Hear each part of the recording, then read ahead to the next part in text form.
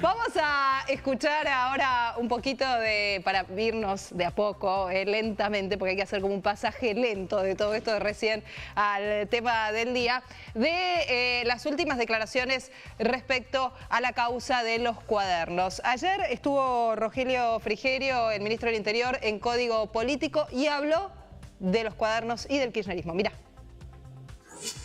Estos hechos que están saliendo hoy a la luz, por supuesto que no tapan todo lo que está pasando desde el punto de vista económico, los problemas que tiene la Argentina. Sí lo explican en parte, por lo menos lo explican. Explican esto que está pasando hoy con los cuadernos, con la plata que se robaron, explica en gran medida los problemas que tenemos que enfrentar desde la economía hoy en la Argentina.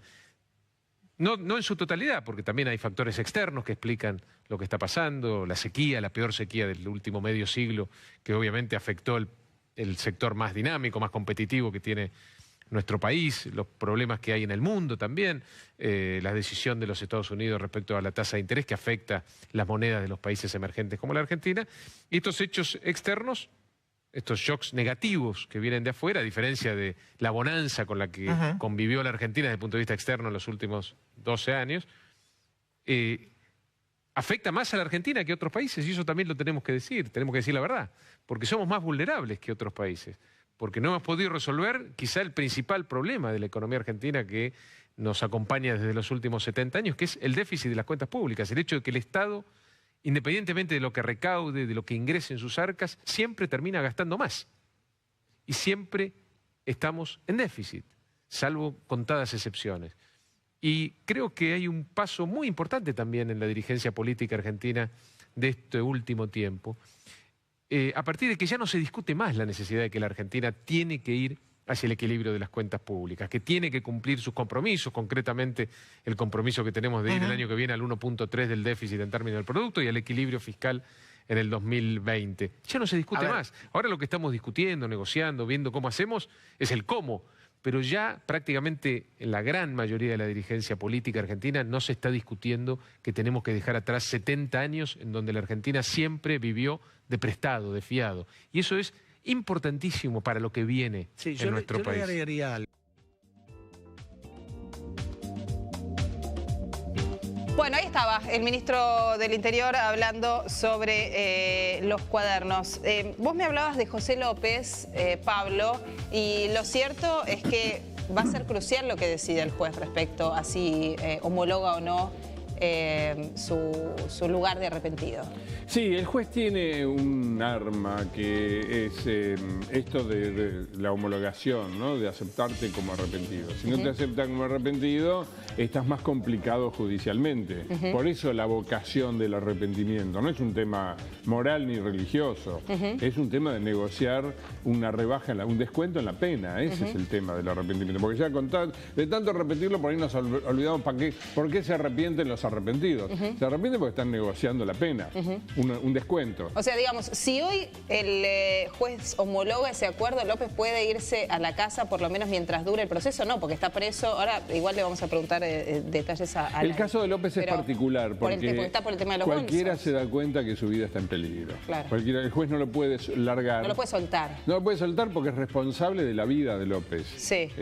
López tiene una protección especial, sobre todo cuanto más habla o cuanto más se cree que habla, más pasible de un atentado es López. Acordate que la primera vez que lo detienen a López, después de los 8 millones, ya tenía el casco y el chaleco antibalas. El casco y el chaleco antibalas no es tampoco una cuestión de ornamental. Es un tema de a este tipo lo pueden matar porque está hablando, es eso. Bueno, en un ratito nos vamos a meter en detalle con lo que puede llegar a pasar hoy con López y con la causa en general. Recién lo veíamos a Frigerio hablar de esto que utilizan como discurso los kirchneristas, ¿no? Que se utiliza esto para tapar la situación económica. Después vamos a estar hablando de los números de la economía que también preocupan al gobierno. Hoy el propio gobierno sale a hablar de los números, pero metiéndonos en lo que fue la imagen de ayer y va a continuar en el día de hoy en el Calafate. ¿Esperabas lo que pasó ayer, que fue un allanamiento de tantas horas, 13 horas? Déjame decirte sobre tapar, sobre el verbo tapar que le conjugan tan bien, tan a menudo los kirchneristas, ¿no? Sí. Es tan potente el desastre económico, el desastre de la economía, está tan mal la economía, que a nadie se le ocurre seriamente que lo vas a tapar con algo. Sí. No hay con qué taparlo. Es como tapar el sol con la mano. Exactamente, nunca mejor dicho. No podés, no podés porque... La gente ya lo sabe. Entonces tampoco se le atribuye del todo a un gobierno la intención de tapar algo que todos los días está presente, y que la gente no deja de hablar de eso por hablar de los cuadernos. Es falso que por hablar de los cuadernos y por escandalizarnos por los robos de la década ganada nos hayamos olvidado de lo mal que está la economía. A nadie le pasa eso, no es cierto. Entonces no tiene sentido ya fundamentar en otro sentido que lo quieren tapar. ¿Qué quieren tapar? La tapa de todos los diarios. Cualquiera sea la línea, todos los diarios de hoy te traen la caída del 6,7% de la economía, te traen la inflación, te traen un pronóstico pésimo de inflación. Después vamos a repasar los números en detalle. Pablito, ahora Lari nos va a contar cómo fue el operativo, pero pensemos en lo que pasaba en las afueras ayer, de la casa por lo menos de Recoleta, de los Kirchner, este escenario que se había vuelto como tragicómico, ¿no? Los militantes K con los anti-K, las facturas de Dalbón, Veraldi queriendo ingresar y el juez no dejándolo, aunque fue él el que abrió el departamento. Vamos de menor a mayor. A ver. La anécdota menor de todas son esos 50 militantes ahí, que no tienen ningún valor político eso, ninguna importancia, son 50 personas que fueron a gritar a favor de Cristina Kirchner y qué sé yo. No tiene significado político eso. 50 consigo yo también, o sea, si le pasa algo a Pablo Mendelevich, 50 personas van seguras, más o menos consigo, ¿no? No sé si tantas. Nosotros vamos, Pablo.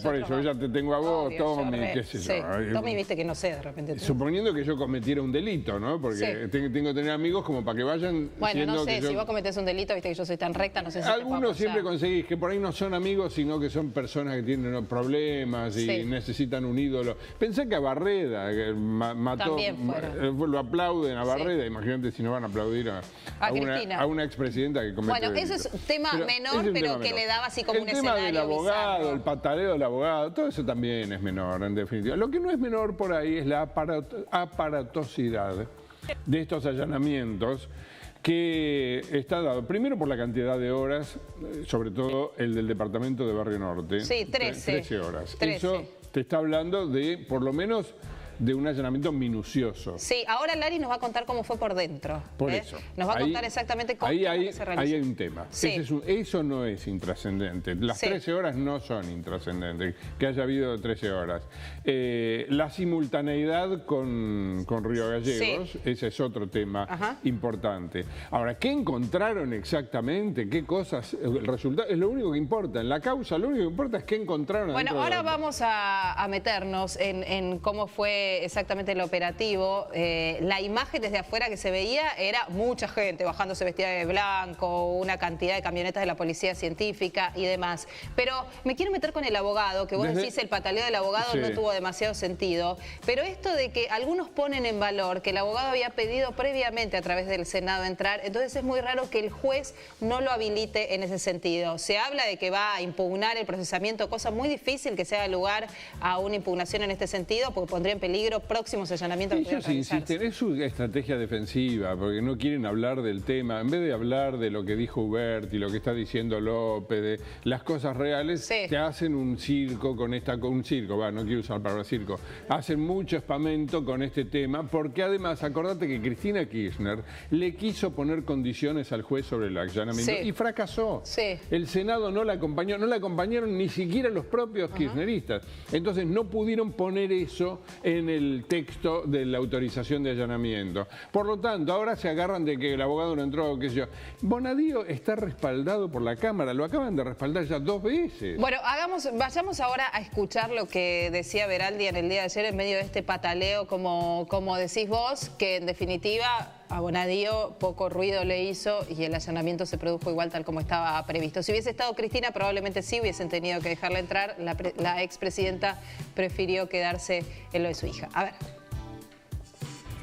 Por disposición del juez Bonadío me fue obligado retirarme del domicilio y evitar que yo, como abogado defensor, controle el procedimiento. Doctor, en este momento se está consagrando una clarísima arbitrariedad e ilegalidad del procedimiento que contraría expresamente lo que el Congreso de la Nación ayer aprobó.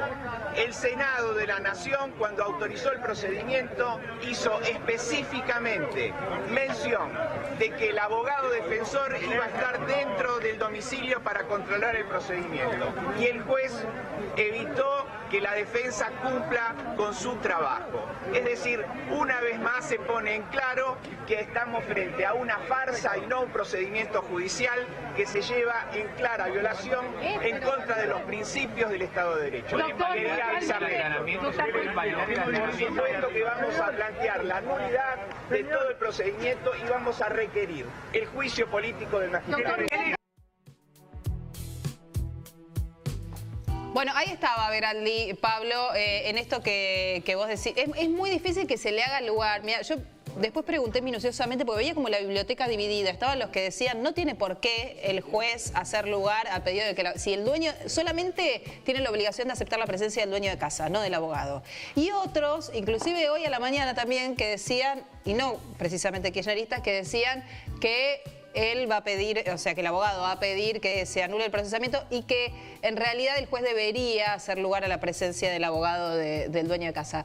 La verdad es que averiguando, yo personalmente me decían, si hubo un pedido previo real, tiene que justificar el por qué no deja al abogado. Ahora es muy difícil que se avale este pedido que hace el kirchnerismo ahora de dar por nulo el procedimiento, porque entonces eso pone en peligro próximos allanamientos, ¿no? Que tienen como finalidad primero ser sorpresivos, que no fue en este caso, con lo cual si avisás demasiado. Dos cosas. Una, el solo hecho de que haya una controversia supuestamente jurídica te muestra que hay una cierta arbitrariedad del juez. ¿Quién resuelve sobre esa arbitrariedad? Esa arbitrariedad del juez, esa discrecionalidad, perdón, sí. No arbitrariedad, discrecionalidad del juez, la Cámara. La Cámara va a resolver.